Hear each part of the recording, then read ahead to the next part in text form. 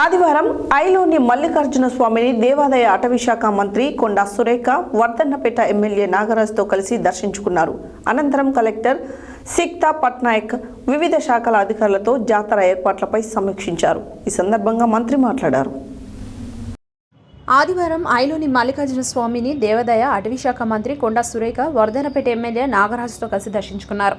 అనంతరం కలెక్టర్ సిక్తా పట్నాయక్ వివిధ శాఖల అధికారులతో జాతర ఏర్పాట్లపై సమీక్షించారు. ఈ సందర్భంగా మంత్రి మాట్లాడుతూ జాతర ప్రాంగణంలో చెత్తా చెదారం లేకుండా పరిశుభ్రంగా ఉండేలా చూడాలని, జాతరకు వచ్చే భక్తులు క్యూ లైన్లు ఏర్పాటు చేయాలని ఆదేశించారు.